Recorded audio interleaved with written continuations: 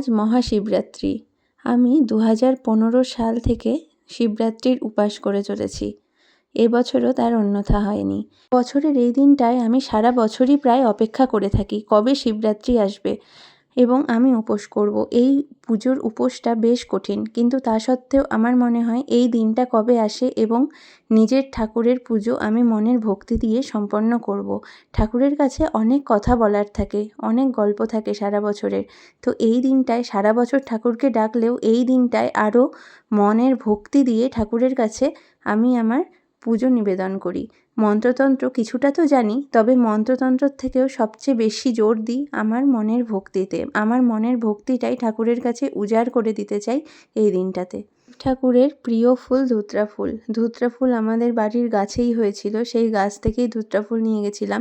এছাড়াও আমি শিব পূজায় শিব ঠাকুরের মাথায় দুধ জল ঢালি, আর তাছাড়াও 5 ফল বা 7 ফল ঠাকুরকে অর্পণ করতে হয়। শিব ঠাকুরের খুব পছন্দের ফল বেল। বেলসহ আরও 6 রকম ফল আমি নিয়ে গেছিলাম শিব ঠাকুরকে দেবার জন্য, এবং কিছু কিছু ফল ঠাকুরের মাথায় ছুঁয়ে ও ফুল ঠাকুরের মাথায় ছুঁয়ে প্রসাদ হিসাবে বাড়িতেও নিয়ে আসি। এখন আমি মালদায় থাকলেও শিবরাত্রির সময়টা মার কাছে এসে থাকতেই আমার বেশি স্বাচ্ছন্দ্য বোধ হয়। আর তাছাড়াও এই মন্দিরটাতেই যেহেতু আমি অনেক বছর থেকে পুজো দিই, শিবরাত্রির সময় আমাদের গ্রামের এই ছোট্ট মন্দিরটাই কেন জানি আমাকে টানে।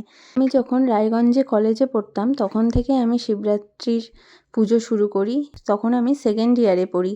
তখন আমি মেসে থাকতাম এবং কলেজ পাড়ার একটা মন্দিরে পুজো দিতে যেতাম। তখনকার শিবরাত্রি ছিল আরও কঠিন, কারণ মা কাছে থাকতো না, সবটা নিজেকে করতে হতো এবং মেসে থেকে সব কিছু নিরামিষ করে করা সত্যি অনেকটাই কঠিন।